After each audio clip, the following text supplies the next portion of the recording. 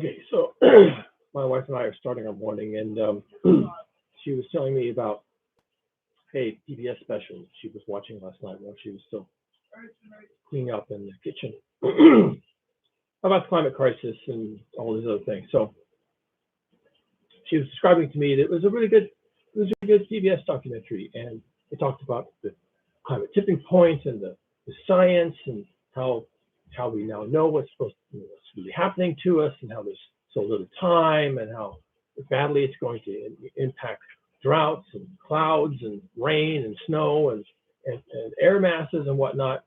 And so I stopped her and I said, "Well, that's Earth Emergency. Earth Emergency. Earth Emergency was the PBS special. Was it on YouTube or Netflix or what?" Well, yeah, just Google it. Earth Emergency. Earth Emergency PBS. PBS. Well, where were you watching it? Just on the internet. Not the internet. On my cell phone. What? I just Googled What channel? What? No, I just Google searched it, Facebook or and it came up. Earth Emergency. YouTube or Netflix? No, it wasn't YouTube. It was it was something. It was just available because it's like PBS is our radio, it's our television station. Okay, so maybe it's all right. It's just available. So maybe it's available on PBS. It's not on a platform. Okay, Earth Emergency. PBS. PBS Earth Emergency. Okay. So it's like on the airwaves, television. It's free. It's there. Bye. So sorry, that was a distraction, but she thought it was important. So it's really not important, actually,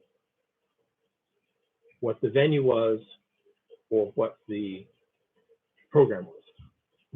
What's important is this. She was telling me what was in the program, and she was saying, wow, they're actually talking, truth about what the situation is. I was like, okay, that's good.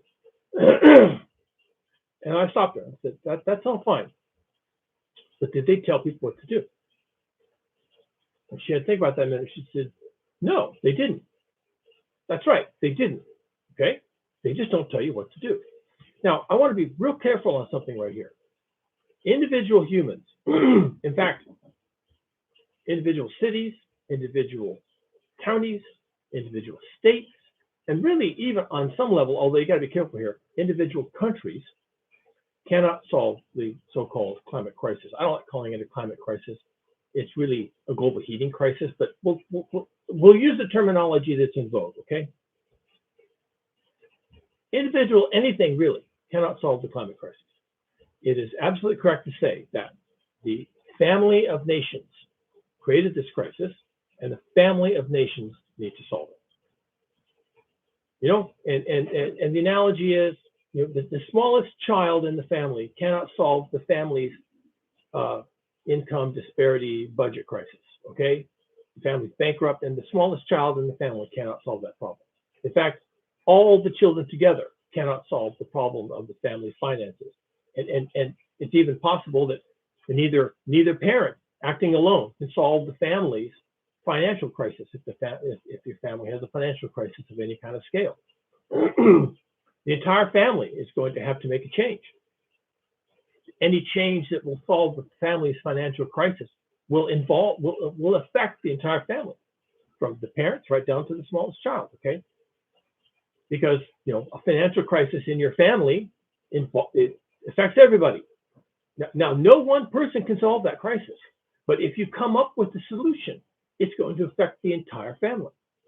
Now, if you can't wrap your head around that, then you have my sympathies. But that's how the universe works.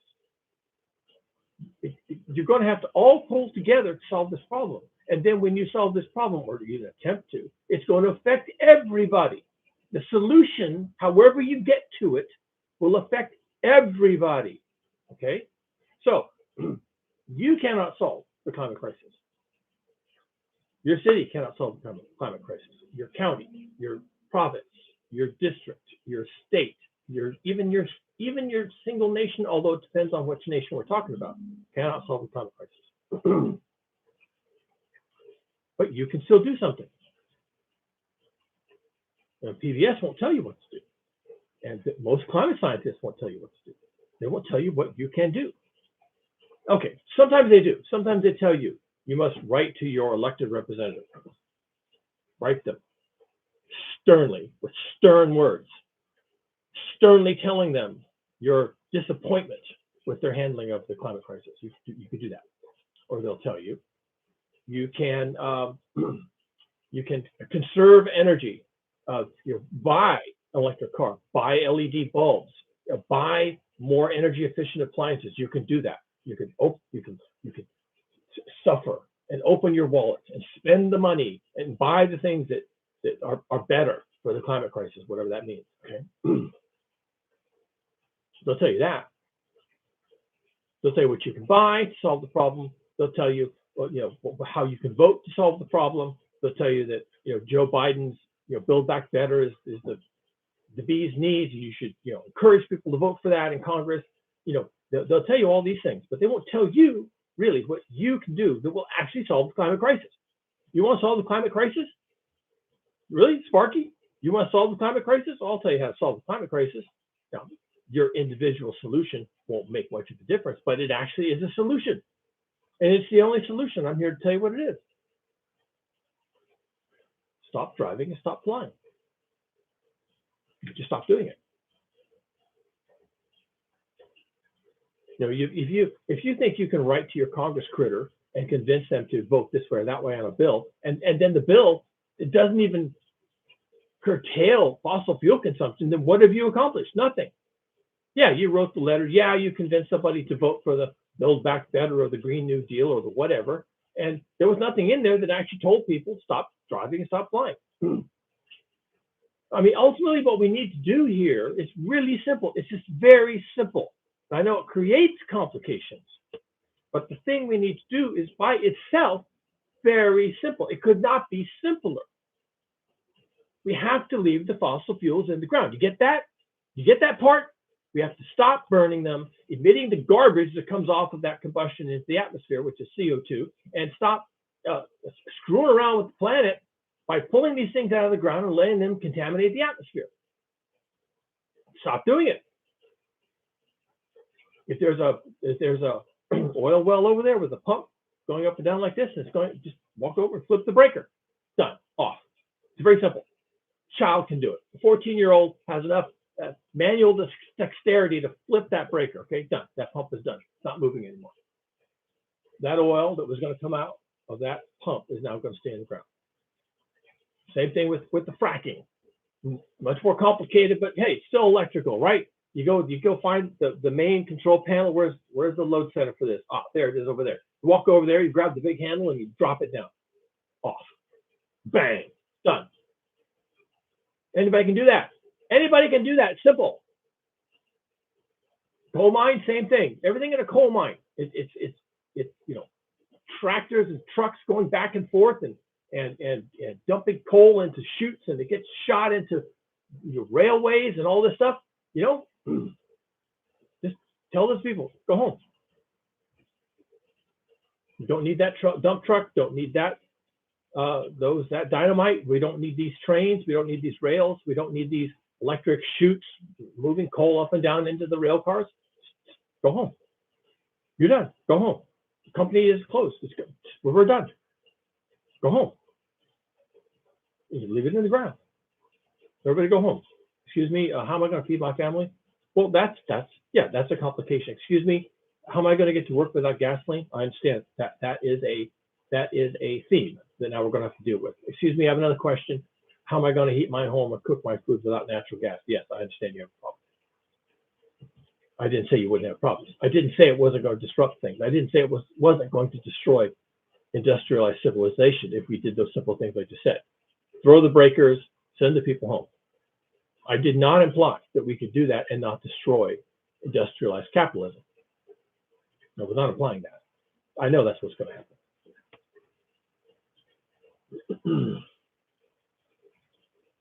I admit it freely. Oh, so you're willing to? Yeah, I am willing. I'm willing because the alternative is horrific. That large parts of this planet become uninhabitable. We are already headed there. We are already seeing this happen.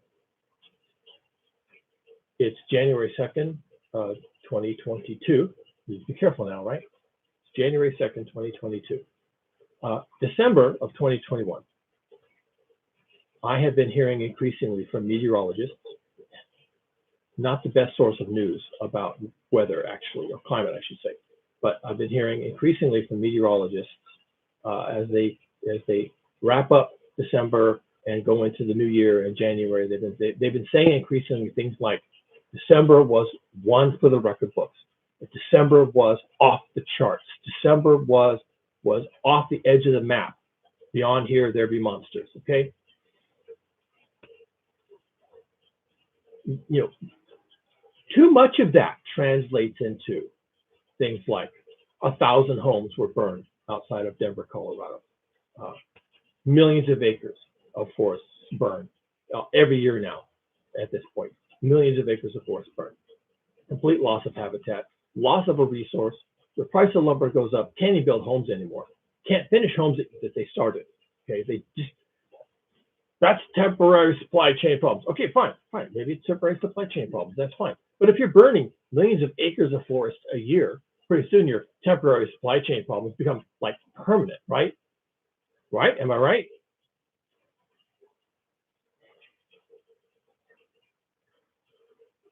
So yes, I understand that leaving it in the ground will disrupt a lot of things that we're accustomed to having every single day. We want every single day. We like that kind of thing. We like being in our car with the heated seats on a cold day and sitting in line at the drive up to the Starbucks and getting our $6 latte, right? With coffee beans imported from Ecuador on a cargo jet, right? We like that. We like that part. That's how I start my day. I can't even start my day without sitting in my fancy Lexus with the heated seats and the surround sound and the LCD TV in the back, entertaining the kids and doom scrolling my Twitter and waiting for my $6 latte. I can't even start my day without that ritual. And you're going to leave it in the ground. You're just going to stop all that. You're just going to interrupt my sacred American way of life by just leaving all this fossil fuels in the ground. Yeah, that's what we have to do. And you, my dear, my beloved, you have to stop doing that. You have to stop driving to Starbucks every single morning for your $6 latte. And that's you have to stop doing that. That has to be done. And everybody has to stop doing that. And when it comes time, when it's the holidays and when there's a wedding and there's a marriage and there's a funeral, you just have to stop flying to those things. If you're not where you need to be and with who you need to be with right now, then that's done. No, you're not going to go back to Minnesota 4 times a year to see your family who you abandoned when you came to the West Coast to work in the technology industry, and all your family's back in Minnesota, and your heart aches to be with them and all the traditions and all the family and all the memories and all the pictures on the wall and all the old houses, and my grandfather's buried in the backyard and the whole thing, okay? And you need that. You have to go back there 4 times a year on an airplane. No, you can't have that. Stop doing that. Just stop it. I'm telling you to stop it. You don't need that. You think you need it. You want that, okay? And there's propaganda out there constantly, 24/7, telling you that actually you need that. You need to be with your loved ones. You need to go to those funerals. You need to go to those high school graduations, and even these days, the pre-K graduations. Get the plane, fly out there for a pre-K graduation. Are you kidding me? Are you out of your fucking mind? No, you don't need that. You want that. And you're selfish, and you're going to have it. And your $6 latte along with everything else. And every 3 years, you're going to buy a better luxury car so that you look better, and smell better, and feel better in your drive up at Starbucks for your $6 latte every morning. Destroying the fucking planet. You're going to kill everybody on the fucking planet with your goddamn fucking needs. You don't need this shit. Scientists telling you you're going to die. We're all going to die. It's going to be ugly. And you don't need this shit they're feeding you. You need to stop this. Stop it. Don't do it. I'm telling you what to do. Stop burning fossil fuels. Stop. Don't. I don't care if you write your Congress critter. care if you protest on Fridays. I don't care if you go to the city council and tell them what to do with the city budget. I'm telling you, stop consuming fossil fuels now. Stop it. And if enough people stop it, it stays in the ground. And that's the only thing you can do. Stop. Leave it in the ground. And yes, bad things will happen. Bad things will happen. Bad things are going to happen regardless. Bad things are happening. Okay, bad things are here. Worse things are coming. It's just going to be a meat grinder. And you've got nothing but your little toe in this meat grinder right now. And it's already pretty scary. And it's going to get a lot worse. And when it's grinding up your leg, then you're going to be thinking, well, maybe I should do something about this. Yeah, now. Right now. I'm doing what all of my peers should be doing. I'm telling you to stop doing it. Stop driving, stop flying, and get local. You need to get local. You need to have your food local. You need to have your family local. You need to have your school right next door. You need to have your farmer's market right next door. You need to get out of your car. You need to walk to all these things that you do. And if your community doesn't have services like schools, like clinics, well, then you're screwed. Get to another community that isn't car dependent and car based. Get out. Leave.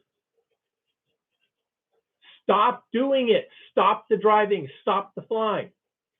If you've got family in some other part of the country and they're old and need to be taken care of, and you have to fly out there 6 times a year to wipe their butts for them, go live with them. Have them come live with you. Stop doing it. Stop it. That's the message we're not getting. No one's having that message.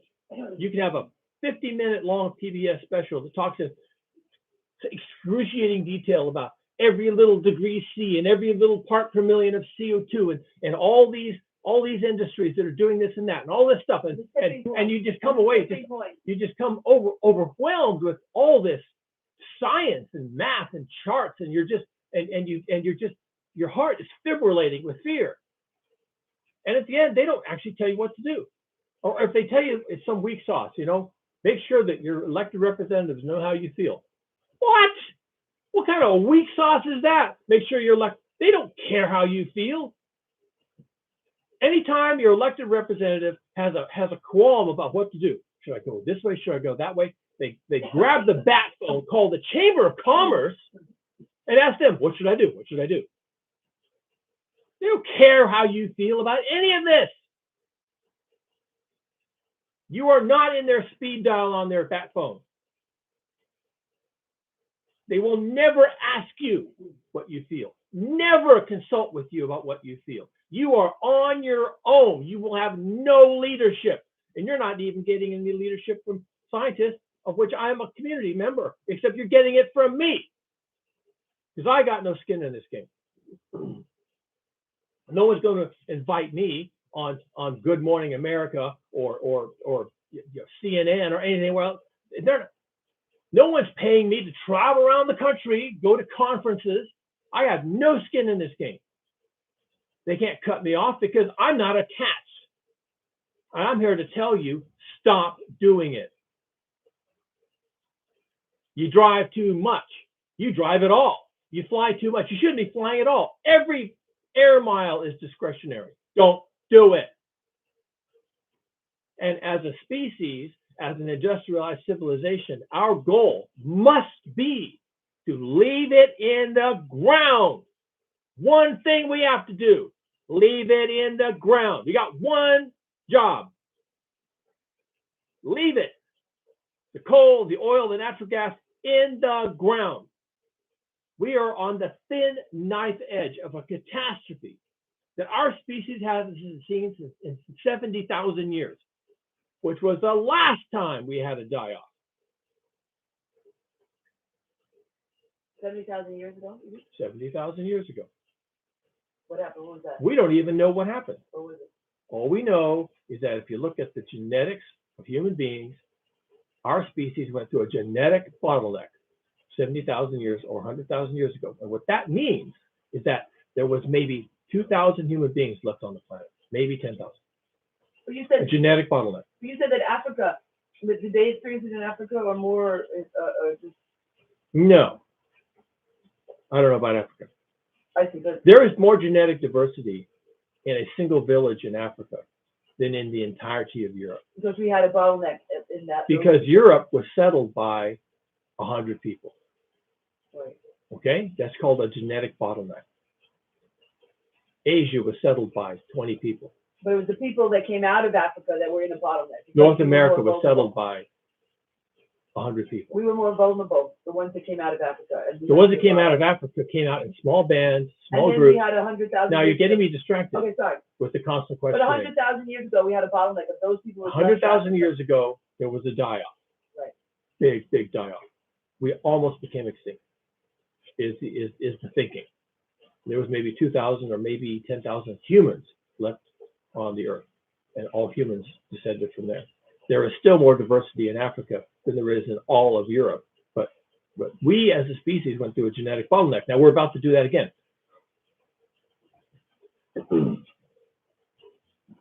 So this is kind of on the theme. So I will reveal this bit of esoterica. I will reveal this on the theme of what to do. So the population of humans on the earth for almost the entirety of history, which doesn't go back a long ways, right? But let's say it goes back 8,000 years. You know, in Mesopotamia, they were keeping records on population records and coming and going. So we kind of know. And the estimate is that the population of the earth for humans varied somewhere between, say, 100 million and maybe at most 300 million humans. And you can have plagues, and you can have large-scale regional wars. You can have some other things, droughts, climate change, that would impact the population, and it would go down, and then it would go back up. But it wouldn't go up a lot, right? You know, how could it? People didn't have free energy resources. They didn't have a modern medicine, modern agriculture, modern technology, a modern indoor plumbing. Sewer systems. They didn't even have a germ theory of disease. They couldn't even treat diseases.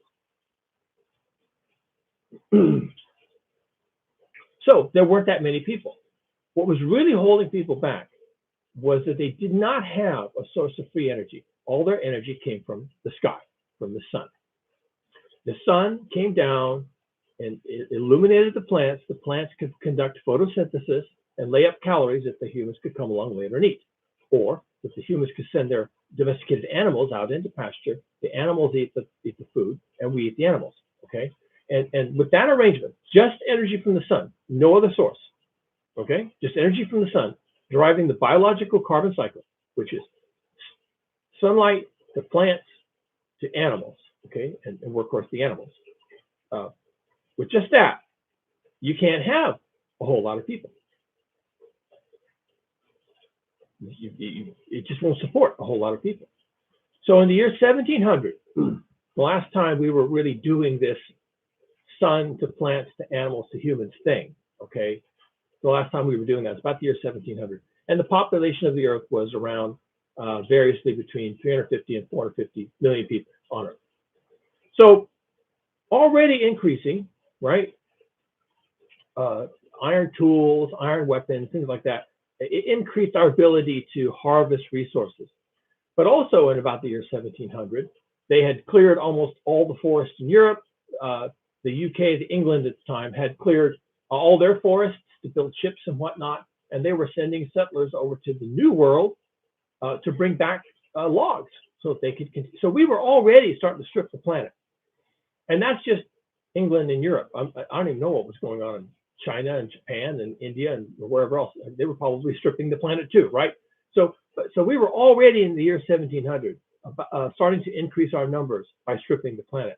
But let's just take the year 1700 as a benchmark for the last time we survived largely on sun to plants to animals to humans, okay?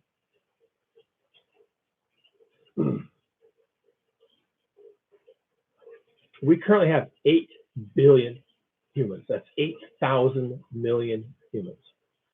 If the year 1700 had 400 million humans, which is kind of the middle of the estimates, then that's 5%. 5% of our current population. I know numbers are difficult, but I think you understand this. 5% of our current population was alive in the year 1700. The last time we did effectively just sun, plants, animals, and humans. That's the last time we did that, okay? Ever since the year 1700, we've been doing things with more artificial means, and more and increasing and more clever and more diverse, culminating in the injection of fossil fuels essentially into the food supply and everything else. Education, healthcare, transportation, governance, everything. Industrialized civilization is all fossil fuels. All fossil fuels, 24 hours a day, 7 days a week, okay? Constant inputs, or it just doesn't happen. It just fails, completely fails. 100% dependency at this point on something other than sun to plants to animals to humans, okay? So when I say do without, get off of the fossil fuels, don't do it, right? I understand explicitly what that means. I accept it. I accept out front what that implies. It implies we can't support 8,000 million people. That's what that implies. Now, some people say, well, hold on now. Hand wave, we could do this, we could do that. There's probably some other way. We can electrify our agriculture and our transportation. We can electrify our planes and our cars, and we can do this, that, it's not as bleak as that. Not that we can't have anything. We can, change some things and, and blah, blah, blah. But I accept straight up that none of that's going to happen, at least not on scale. That maybe you can electrify the rolling fleet of cars for the elites. Maybe the elites can have electrified agriculture and completely sustainable agriculture and everything grown in greenhouses and all this kind of stuff. Maybe the elites can get away with that. But 8,000 million people, 8 billion people? No, that isn't going to happen. I accept that. Don't accuse me of wearing rose-colored glasses. I accept explicitly that we cannot feed 8,000 million people from the sun.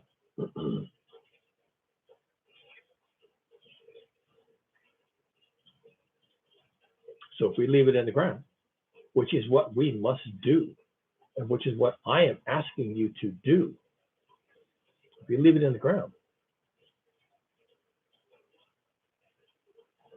then what's going to happen to that 95% of the human population? Well, that's where politics finally enters the equation.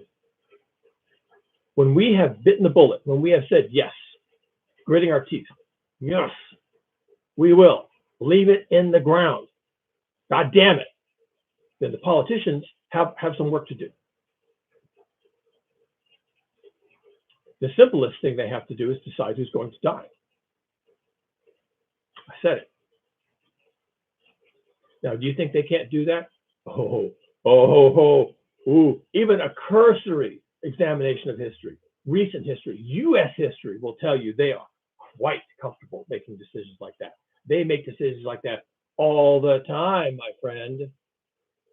You think they can't sit back in their darkened, smoke-filled rooms and decide who's going to live and die? You think so? You think they won't grab that bull by the horns? Well, you're wrong. They absolutely will do that.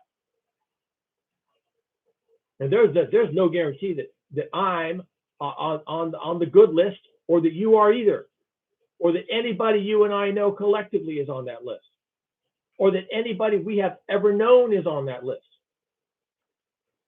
A 95% die-off, where you're excluding the elites from any part of that, sweeps up a lot of just common people.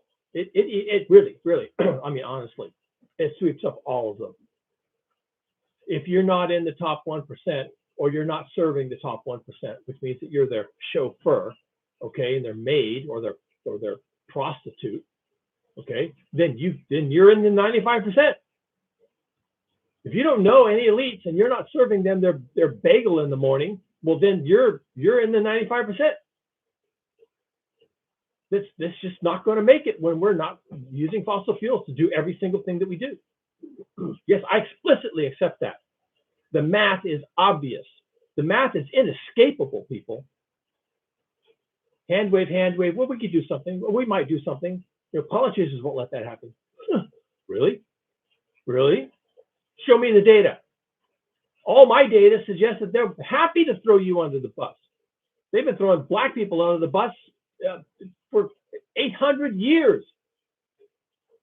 You think they won't throw other people under the bus if it serves their survival rates? Seriously? What is wrong with you? Are you fucking retarded? Yes, we have to stop burning fossil fuels. We have to stop right now. We have to stop 20 years, 50 years ago we had to stop. We didn't do it. We definitely have to stop right now. Or this entire planet is going to eat us alive, become uninhabitable, and it won't be a 95% die-off. It'll be a 99% die-off. Good luck with that. We have to stop.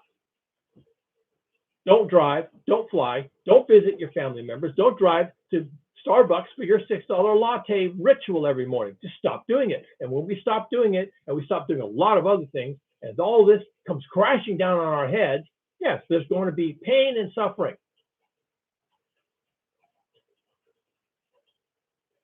Our job is to tell the politicians, save the people. That's what I've been telling them lately. Save the people. Can you save the people? I mean, that's your actual job. Save the people. That's your job. Save the people. Your job is not to make the Chamber of Commerce happy, line the pockets of Elon Musk and Jeff Bezos and Tim Cook. Your actual job is to save the people. Go look at your goddamn charter, read the fucking thing once in a while, and find out what you're supposed to do. Provide services to the people. Fire, ambulances, schools. That's what you're supposed to do. You're not supposed to call up the Chamber of Commerce every time the stock market drops a point, okay? That's not your job. Your job is to serve and save people. Okay? Food, clothing, and shelter. And maybe we can avoid a massive die-off when we finally have to leave it in the ground, because that's what we're going to have to do. And you can prepare yourself for the day when they decide it's time to leave it in the ground by getting yourself off of fossil fuels today. You can do that. Now, PBS NewsHour isn't going to tell you to do that. Democracy Now! Isn't going to tell you to do that. CNN isn't going to tell you to do that. No media outlet's going to tell you to get yourself ready for when there's no fossil fuels, or to just stop your contribution to the problem. If it doesn't have to be a moral decision. I'm just going to do it, and I'm going to take the hit, and I'm just going to save the baby harp seals. Okay, it doesn't have to be a moral decision. It can be a practical decision. This cannot go on. They're going to have to leave it in the ground. On the day they leave it in the ground, I personally am fucked. Time to worry. They're going to have to do that. They're going to have to leave it in the ground. There's no other solution. Don't burn the fossil fuels. Don't use them for anything. Don't dig them out of the ground. Don't pump them out of the ground. Don't deliver them on rail cars. Don't do it. And the day they do that, you, my friend, are blown. Unless you're where you need to be, with whom you need to be with. And if all your family's in Minnesota, you should be in Minnesota. And if your parents who you're trying to take care of, living up in Washington State in the cold, need to be with you, then you need to get them down here. You need to get them where you are so you can look after them. We have a lot of decisions to make in the run-up to the day when they recognize that to avoid destruction of themselves, the elites decide to take the bitter poison pill and leave it in the ground. I mean, they'll keep some for themselves, right? It is to laugh that you would think that they would not be flying and driving and Starbucks and lattes and things. Silliness. Of course they're going to do that. but they don't mind spending $100 a gallon for gasoline. Or the elites will own the means of production and give it to themselves. You don't even know the power they have. But are they going to let you burn it and destroy their planet out from under them? Jeff Bezos is trying everything he can think of to live in space. What if that doesn't work out for him? Elon Musk is trying every way he can think of to start a colony on Mars so he can go to Mars and watch Earth catch fire and die in a fire from Mars. What if that doesn't really work out for him? What if he can't figure that out quite soon enough? Okay. Well, then he has to come out and say, the Mars thing didn't really work out, so my plans have changed. I think we need to leave the fossil fuels in the ground. And what I think I'm going to do, my next great venture after SpaceX and Tesla and the Boring Company, all that stuff, is I'm going to start a private fossil fuel distribution network for people who can afford to pay what I'm going to charge for fossil fuels. So I'm buying up oil facilities and oil production, oil fields, and distribution networks for natural gas. And if you have my special Tesla SpaceX branded meter, then you can get electricity from these power plants, and you can pull into my special fueling stations for your gasoline, and have your special gold card, your platinum card that lets you pump from these pumps, and you'll have gasoline, and it'll be $100 a gallon because that's the true cost. It's $100 a gallon. So the elites will take care of each other and themselves. They will figure it out. If the Mars thing doesn't work, if the orbiting space stations on Pluto don't work, well then they'll figure out how to get their fossil fuels, and you won't have them. You won't be able to pull into a service station and fill up your SUV and go to Starbucks and sit in line in your heated seat and get your $6 latte. You won't be doing that because you don't have the gold card. You don't have the platinum, crimson, emerald card from Oz. Okay, you're just a schmo, and they decided to leave it in the ground. And so it can be a very selfish decision on your part to get yourself off of fossil fuels. And to get your kids, to get schools in your neighborhoods, instead of 3 miles away, school is just down the block. Maybe it's a little tiny one-room schoolhouse with one teacher, and it's K-5, and that's about all. And but it's a start, and it's really local. And maybe high school education is now optional, and you have to be kind of rich to afford the high school because it's $20,000 a year, and it's a long ways away, and it's $100 a gallon for gas. But if you're an elite, you don't mind paying it, and just prepare yourself for that kind of social divide. You just need to get out of fossil fuels. I'm telling you to do that. The PBS NewsHour won't tell you to do that, and Michael Mann won't tell you to do that. I'm telling you to do that. It can be a selfish decision against the day when it's just not available anymore. You're just going to have to figure out how to do your life, how to get your food, your clothing, your shelter in a way that doesn't require fossil fuels 24/7. Do it. Jump. I'm telling you to do it. I'm telling you to do it. It's what you have to do. You don't have a choice. You think you have a choice. You don't have a choice. This is bad. It's going to get worse. It's going to get worse for 100 years. And then when it's done getting worse, it's going to be bad. On year 100, whatever is going on year 100 will go on for 10,000 years. It never gets better. It only gets worse. And some days the elites are going to say, yes, well, about that getting worse thing, we like this planet, and the Mars gambit isn't really working out, and the orbital moon Pluto thing isn't quite cajoling the way we wanted it to, and we're going to have to leave the fossil fuels in the ground, folks. Sorry. Good luck. That's where this is headed. That's what you need to do. You need to get off of fossil fuels.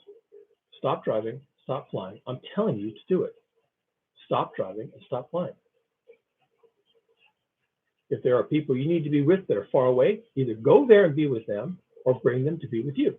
And stop. It's done.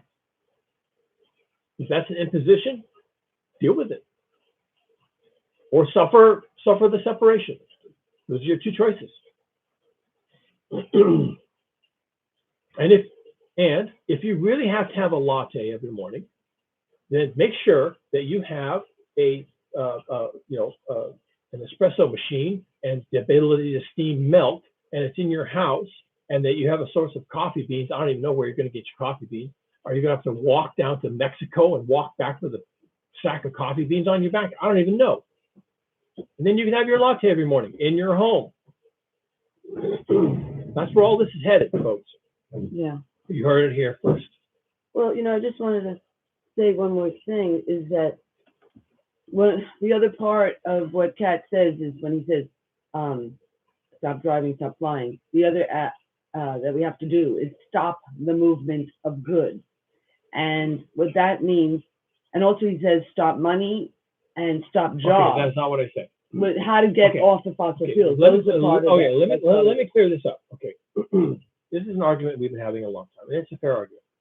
What's wrong with my camera? It's on. Yeah, but it's not focused. Oh, really? Oh, it looks pretty good. Okay, that's because I guess we moved it. Yeah. Sometimes I have to go in and out to get it to, reset you. That's my Oh, there you are. Oh, that was good. I don't know if it makes any difference. It's a wonky camera. It's a cheap USB camera. Anyway, here's the argument we have. And we've been having this argument for 2 years. And my wife, lovely human being, is in what I call soft denial. Okay? It's not a slam. It's a normal state of the human mind to be optimistic. Okay? Now, 3 years ago, we were having this conversation of leaving it in the ground. And I said, okay, I don't know how we get to a point where we leave fossil fuels in the ground. I don't actually know how we do that. I don't know if it comes top down, bottom up, whatever. But I know what the world is going to look like shortly after we give up on consuming fossil fuels. And here's what the world is going to look like. However we get to that point, this is what you're going to see when you step out your front door in the morning. Okay, no driving, because that's fossil fuels. No flying, because that requires fossil fuels. Okay. No movement of goods, because that requires fossil fuels. Now, without driving, flying, and movement of goods possible, you have no movement of money. No banking, no finances, no mortgages, okay? And since there's no movement of goods or movement of money, you have no jobs. So We have work, as you said. I didn't say you wouldn't have some things to do. Right. I mean, the jobs are a pretty recent invention, folks. Right, exactly. Okay, like the last 100 years, people have had jobs. Before that, they were shopkeepers, innkeepers, farmers, merchants. Everybody was a producer of something for their community, and there were some people who consumed. But like the king could just be a consumer. The king could be a consumer because when he wanted grain, he just went down and took it out of the granaries. When he wanted sheep, he just went down and found the flock and took the sheep he wanted. And if you didn't like it, he sent the troops to cut your head off. Okay, so the king could be a consumer.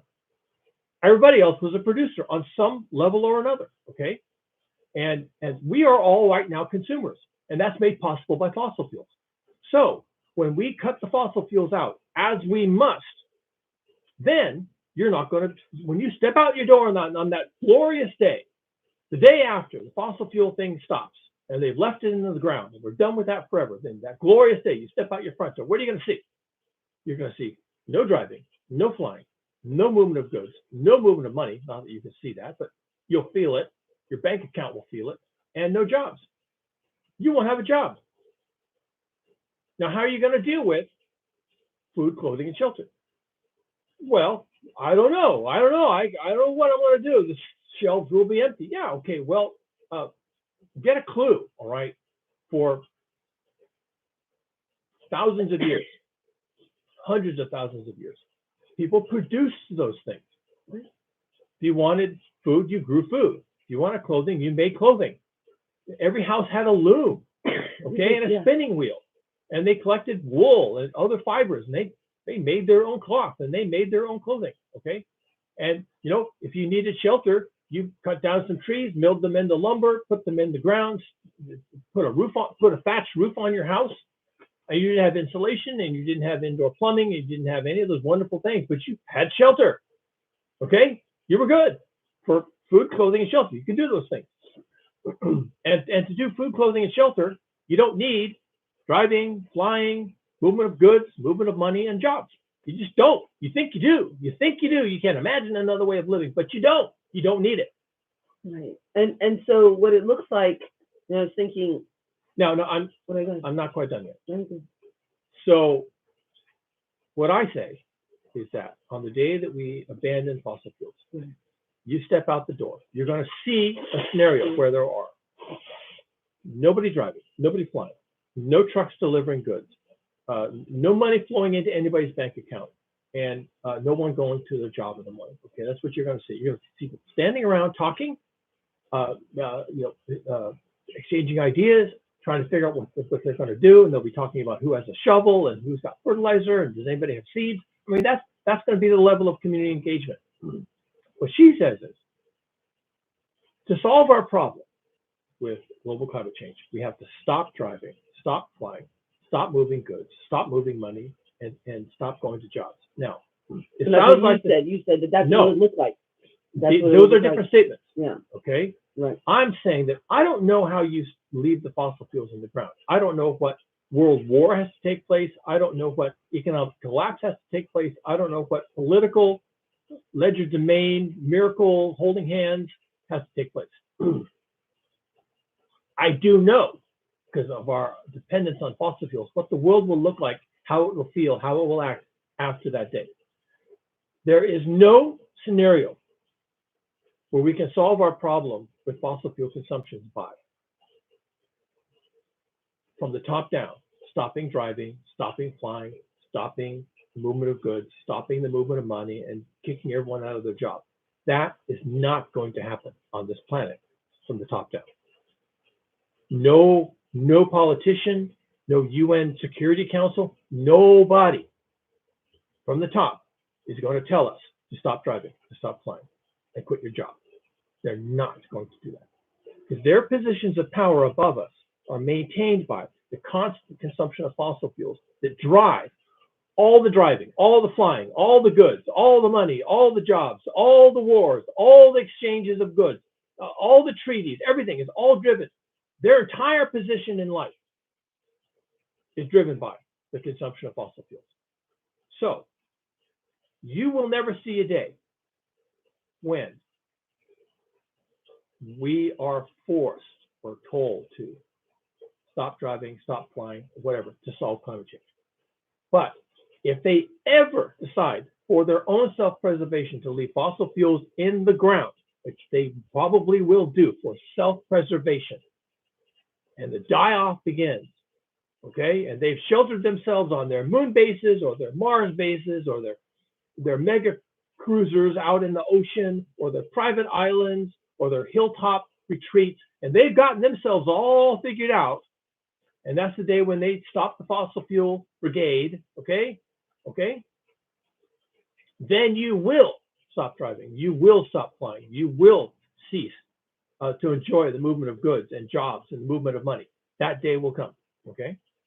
And my recommendation is that you understand that they have to do that. They have to stop the consumption of fossil fuels to preserve themselves. And if you think they won't, then you're a fool. They have shown countless times that they are perfectly happy taking desperate measures if the desperate measures apply to the people. Every world war, every purge and pogrom, every economic collapse has affected the balance of humanity and preserved the elites. They'll do it if it doesn't involve them and everybody else suffers. They absolutely will do it. They have shown that consistently throughout the centuries. Yeah, it's gonna be a difficult thing, because as we're seeing, like I was just reading in Netherlands, they're protesting against any control about COVID. So I won't go into the COVID thing, but you see this as an example of that they're fighting against government control. However, and Kat is saying, we have to do it. And that's what the science is saying, that we have to do that. And, I was just looking, we are in an emergency. We have to change our focus. And the example that I see in my own neighborhood here, as our neighbors are fighting hotels, we have to start using our land to grow food and to create housing, basic needs. That is the shift that we have to make. And, and that is fossil fuel free. We have to live fossil fuel free, which means growing food locally. And also, we can build housing on empty land to take care of the food production that's there. But we have so much housing in our neighborhood, and we have to start using what we have. Stop right there. Okay, all of that is wonderful, and it's all pie in the sky. Because we can't do that. The government has to do that. The government has to do that. But the government, I'm here to tell you, and I'm constantly on the message, they won't. Okay, so then the second what can we do? Okay, what can we do? There are two people on this side of the camera. What can we do? Right, what we can do. We can't I can't redevelop the underutilized land to be agriculture locally produced for local consumption. I can't do that. So we can do it with our own property, in our own property. Okay, so let's not all pretend. Right, fine. Let's not pretend rose-colored glasses, Dr. Pangloss. Let's not pretend that we can do that. The two people on this side of the camera can do that. But there's no guarantee that that's going to work. That's true. No, we can't try that. I refuse to put up with this. We can't try to redevelop all the underutilized land in San Jose to make local farming. We can't do that. But we can't. Anybody who owns land can do that. Is what you're saying. We can do that. All I've been saying for the last 51 minutes and 51 seconds is that there are things you can do as an individual on this side of the camera. Right, okay. You can stop driving. You can stop flying. And you start growing You food. can pull up all the grass on your lawn. It's a lot of work. Requires a shovel and maybe power tools. I don't even know. Okay, trip to the landfill. You can pull up all the grass on your property, put in beds, and grow your own food. You can do that. Right. It's going to cost money. It's going to be work. It's going to be hot. You're going to be sweaty. But you can do that. You can physically do that. Well, not everybody can physically do that. But let's say that you are one of those people. So you can have physically do agency that. to make that happen. We have you have can do that. We can hire people to do it, whatever. But we have agency to do that. And I'm not going to be some mealy-mouthed scientist who tells you, well, you should vote a certain way, and well, you should consume renewable resources, and you should tell your politician. And I'm not going to do that. You're saying what we can do, what we can physically do. That is completely ineffective. You need to stop driving, stop flying, and get as local as you can get for everything that you have any agency regarding. And you need to do that yesterday. Right. And like Ad and I are doing is building housing. So you can have your family live with you. Yeah. That's what we need to do. You all need to do that. I can swing a hammer. And so we don't need to be spending our time I can flying. Pull permits and pour concrete, and I can do all that. And I can build a house that, my elders can come live in. So I don't have to worry about them up in the piney woods waiting for the next fire to come through and burn them to ashes, okay? If I want to fix that, then I can fix that. I have agency to do that.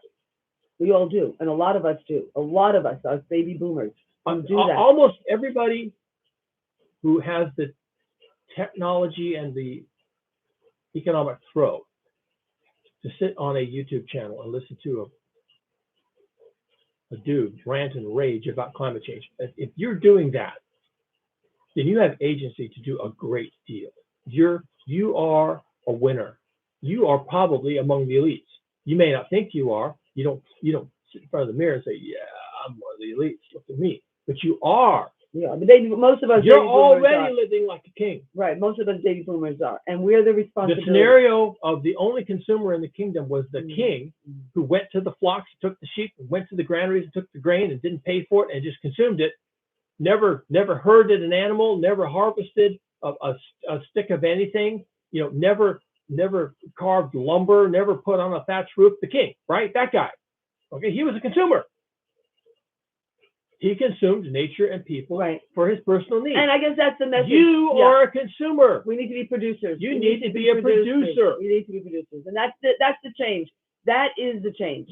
And it's producing your own mobility is producing your own food, your own canned goods, your own, dry goods, whatever we need. We can and our own produce, our own. And it all starts with getting yourself off of fossil fuels. And that's what it does. That including becoming a producer. Your food supply. Right, becoming a producer, and that's the answer, really.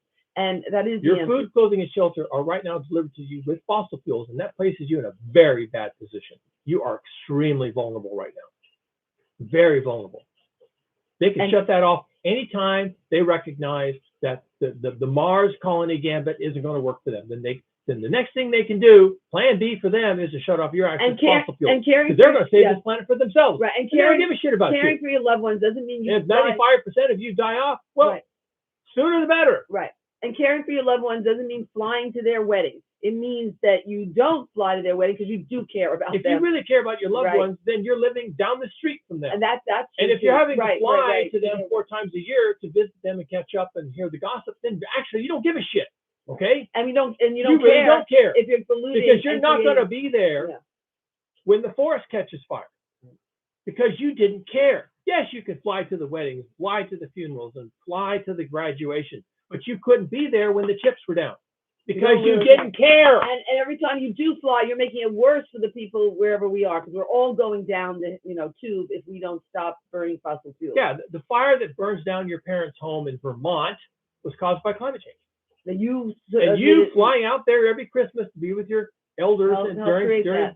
And that's what happened in Colorado. Create that. And that's what happened in Colorado. And then their Colorado. house burned down from fucking climate change. Right. That was your fault. 1,000 homes. You did that. You contributed to that. You never stopped. You went forward as if everything was going to be groovy. And then their house burned down, and they're a bunch of fried bones. And now you're starting to cry and care. And it's too late at that point. Right. Now is the time to care.